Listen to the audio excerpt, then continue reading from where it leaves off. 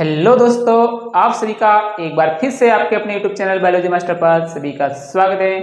प्यारे दोस्तों, आशा व उम्मीद रखते हैं कि आप सभी अच्छे होंगे, मस्त होंगे और अपनी पढ़ाई में व्यस्त होंगे। प्रिय दोस्तों, आज हम लेके आए हैं एक नया टॉपिक जिसका नाम है कोशिका झिल्ली व प्लाज्मा झिल्ली। इससे पहले हमने पिछले वीडियो में बात की थी कि कोशिका किसे कहते हैं, कोशिका की खोज किसने की और कोशिका किस प्रकार हमारे शरीर के अंदर संरचनात्मक क्रियात्मक इकाई के रूप में कार्य करती हैं। आज हम बात करने वाले हैं कोशिका का सबसे बाहरी भाग, जिसको हम कोशिका झिल्ली कहते हैं या प्लाज्मा झिल्ली कहते हैं। हमें पता है, कल हमने कोशिका के बारे में बात की थी। तो एक कोशिका की इस प्रकार संरचना होती है, इसके अंदर एक केंद्रक होता है। तो हमने इन भागों को देखा तो हमें पता चला कि इसके जो सबसे अंदर वाला भाग है इसको हम कहते हैं केंद्रक कहते हैं, और जो कोशिका के जो अंदर वाला जो भाग है ये वाला, इसको हम बोलते हैं कोशिका दर, कोशिका दर, या इसको बोलते हैं प्लाज्मा दर। और इसके बाहर वाला भाग इसको हम बोलते हैं कोशिका झिल्ली, कोशिका झिल्ली, या फिर इसको बोलते हैं प्लाज्मा झिल्ली, या इसको बोलते हैं प्लाज्मा। तो हम आज किसके बारे में बात करने वाले हैं? केवल इस प्लाज्मा झिल्ली वाली, जो कोशिका के बाहर वाली झिल्ली, इसके बारे में बात करने वाले हैं। धीरे धीरे हम इसके अंदर वाले केंद्र के बारे में बात करेंगे, इस कोशिका द्रव के बारे में भी बात करेंगे, और इसके अंदर पाए जाने वाले कोशिका अंग जैसे माइटोकॉन्ड्रिया है, गोल्जिकाएं हैं, इसी प्रकार सभी कोशिका अंगों के बारे में एक एक करके बात करने वाले हैं। कुल मिला के हम कोशिका का पूरा पोस्टमार्टम करेंगे, उसकी सारी चीजों को अच्छे से डिस्कस करने वाले हैं। आइए शुरू करते हैं। कोशिका झिल्ली व प्लाज्मा झिल्ली क्या है? तो सबसे पहले हम देखते हैं, तो कोशिका झिल्ली के अंदर जो आप अध्ययन करते हो तो देखते हो तो आपको पता चलता है कि जो कोशिका के सबसे बाहर वाली संरचना है, कोशिका के सबसे बाहर वाली संरचना, जिस प्रकार अगर हमारे शरीर के अंदर हमारे शरीर के अंगों को और बाहर वाले वातावरण को अलग रखने का काम कौन करता है? हमारा शरीर की त्वचा, हमारे शरीर की कौन रहे? त्वचा। इस प्रकार से हम कह सकते हैं हमारे शरीर की अगर कोई झिल्ली है तो क्या है? त्वचा है, जो हमारे बाह्य वातावरण को, हमारे शरीर के अंदर वाले वातावरण को क्या रखती है? अलग। तो हम ये कह सकते हैं कि कोशिका झिल्ली है वो कोशिका के अंदर पाए जाने वाले पदार्थों को या अंदर पाए जाने वाले जितने भी अंगक हैं उनको बाह्य वातावरण से क्या रखती है? अरे अलग रखती हैं। तो हम सबसे पहले कोशिका झिल्ली के अंदर ये बात करने वाले हैं कि कोशिका झिल्ली के कार्यों की बात करें तो सबसे पहली बात ये हो गई, कोशिका झिल्ली या प्लाज्मा झिल्ली दोनों एक ही चीज है, अलग अलग कंफ्यूज मत होना। कोशिका झिल्ली क्या करती है? बाह्य वातावरण से कोशिका के अंदर वाले अंग को वे पदार्थों को अलग बनाए रखती हैं। कोशिका झिल्ली बाह्य वातावरण से, किससे रे? बाह्य वातावरण से कोशिका के अंदर वाले अंग को व पदार्थों को क्या रखती है? रे अलग रखती हैं। तो हमने पहली बात करी कि कोशिका झिल्ली का कार्य क्या है। तो हमने देखा कि कोशिका झिल्ली क्या होती है, जो कोशिका के सबसे बाहर पाई जाती हैं, और जो कोशिका के अंदर वाले जो भी पदार्थ हैं, जो कोशिका अंगक हैं, कोशिका द्रव हैं, उन सबको बाहर वाले वातावरण से क्या रखती हैं? अलग रखती हैं। तो हमने सीधी बात करी कि कोशिका झिल्ली बाह्य वातावरण से कोशिका के अंदर वाले अंगकों व पदार्थों को अलग रखती हैं। और क्या कार्य है? हम देखते हैं कि कोशिका झिल्ली क्या होती है? लचीली होती है। कोशिका झिल्ली कैसी होती है? लचीली, सॉफ्ट होती है। तो कोशिका झिल्ली कैसी होती है? लचीली होती है। ये लचीली क्यों होती है? लचीली इसलिए होती है ताकि बाहर वाले पदार्थ कोशिका के अंदर क्या हो जाए? आसानी से आ जाए। लचीली इसलिए होती है ताकि बाह्य पदार्थों तथा आंतरिक पदार्थों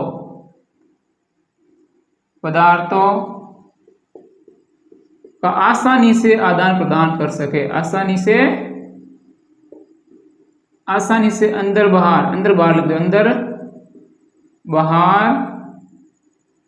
कर सके।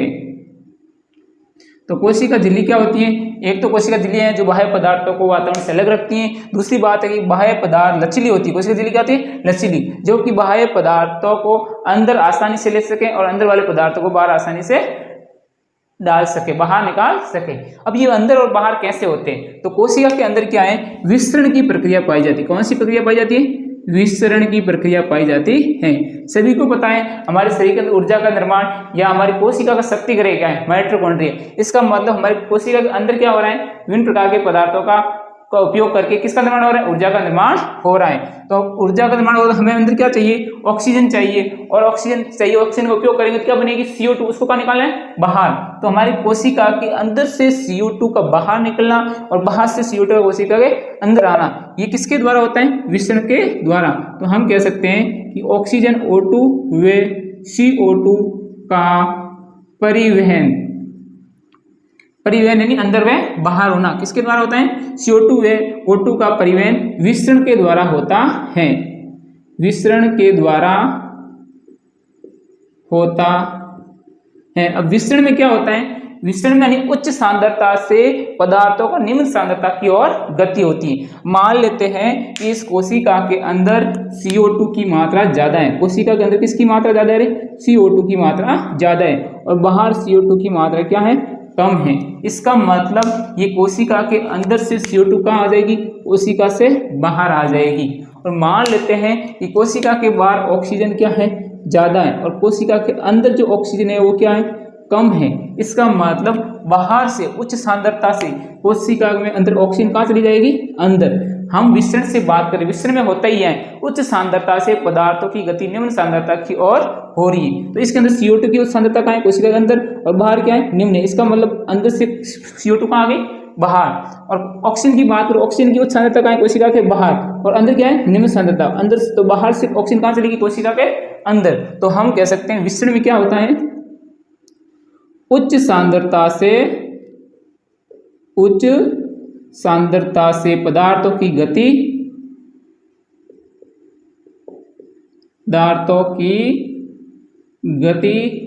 निम्न सांद्रता की ओर होती है। तो आपको पता चल गया कि कोशिका के अंदर जो पदार्थ हो अंदर बाहर कैसे होते हैं? तो विसरण के द्वारा होते हैं। और विसरण में क्या होता है? उस सांद्रता से पदार्थ निम्न सांद्रता की ओर गति करते हैं। इसी प्रकार हम बात करें जल की। किसकी बात करें? जल की। तो जल भी इसी के समान अंदर बाहर होता है। इसके समरूप ही प्रक्रिया होती है। इसी प्रकार से जल अंदर व बाहर होता है। लेकिन जब जल का कोशिका के अंदर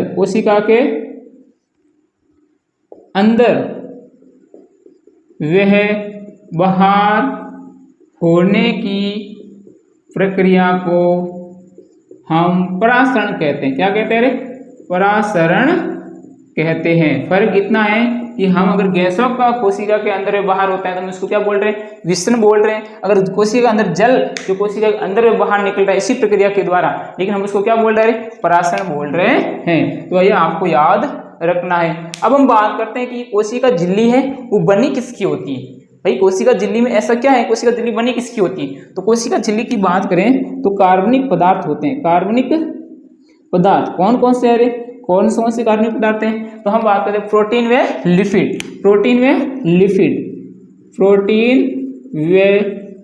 लिपिड की बनी होती हैं। तो कार्बनिक पदार्थ प्रोटीन व लिपिड की कोशिका झिल्ली बनी होती हैं।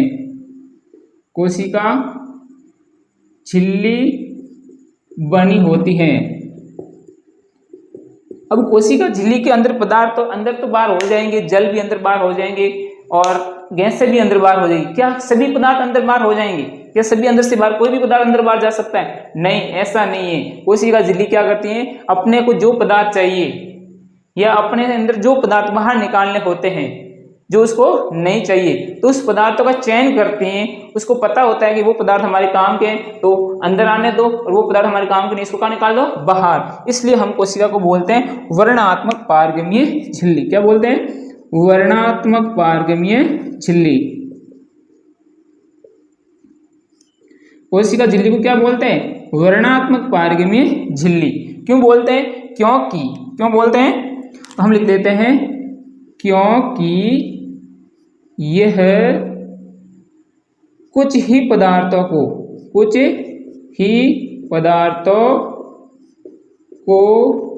जो उसको चाहिए, कुछ पदार्थ तो कौन से जो उसको चाहिए या नहीं चाहिए, उन्हीं पदार्थों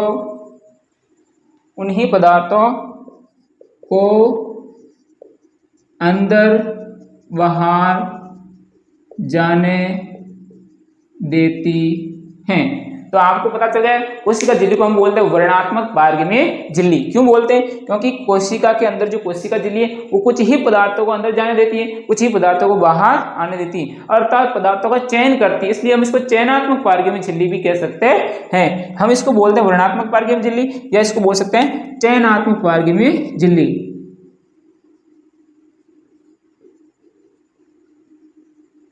अब ऐसा क्यों बोलते हैं पता चल गया होगा, क्योंकि वो पदार्थों का चयन करती है, जो जो पदार्थ उसको चाहिए उन्हीं पदार्थ को अंदर आने देती है और उन्हीं पदार्थों को बाहर जाने देती हैं।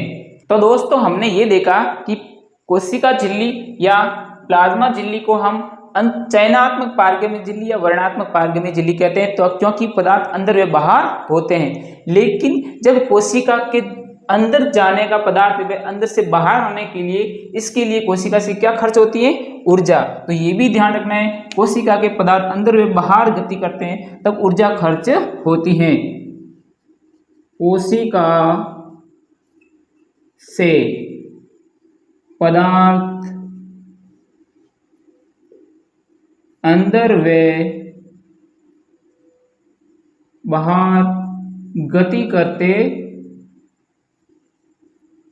गति करते हैं तो ऊर्जा खर्च होती है। तो दोस्तों याद रखना है, जब कोशिका के अंदर पदार्थ अंदर जाएंगे या बाहर जाएंगे तो कोशिका के अंदर ऊर्जा खर्च होंगी, अर्थात ऊर्जा की आवश्यकता होगी। हम देखते हैं जब कोशिका की एक कोशिकीय जीव जैसे अमीबा की बात करें, अमीबा क्या होता है? गति करता रहता है और जैसे उसके पास भोजन आए तो वह अपने पादाप विकसित करता है, धीरे धीरे भोजन को क्या लेता है? अंदर लेता है। तो इस प्रकार जब कोशिका किसी पदार्थ को अंदर लेती है इसको हम बोलते हैं एंडोसाइटोसिस। क्या बोलते हैं? एंडोसाइटोसिस। तो मैं यहाँ लिख रहा हूँ, आपको पता रखना है। कोशिका के अंदर पदार्थों का ग्रहण करना, क्या करना? ग्रहण करना क्या कहलाता है? एंडोसाइटोसिस। एंडोसाइटोसिस कहलाता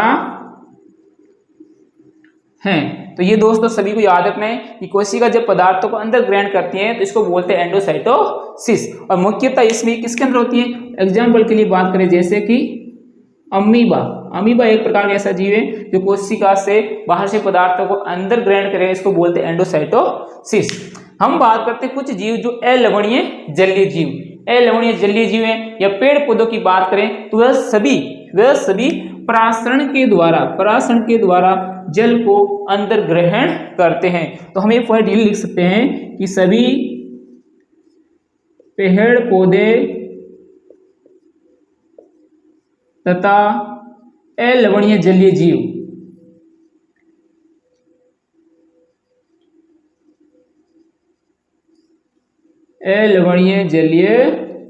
जीव परासरण द्वारा जल को ग्रहण करते हैं। तो सभी को दोस्तों को यह याद होना चाहिए कि जब कोई भी पेड़ पौधे हैं जितने भी और अलवणीय जितने भी जीव हैं, जब वो जल को अंदर ग्रहण करते हैं तो किस प्रक्रिया के द्वारा ग्रहण करते हैं? तो सभी को याद रखना है, परासरण के द्वारा। जब कोई पौधे की जड़ मूल से जब जल अंदर लेता है, मूल से कोई पौधा जल को कहाँ लेता है? अंदर। इसको हम क्या बोल सकते हैं? एक प्रकार का ये परासरण का ही उदाहरण है। हम इस कोशिका झिल्ली को केवल इलेक्ट्रॉन सूक्ष्मदर्शी की सहायता से ही देख सकते हैं। तो इस कोशिका झिल्ली को हम कैसे देख सकते हैं? इलेक्ट्रॉन सूक्ष्मदर्शी के द्वारा। इलेक्ट्रॉन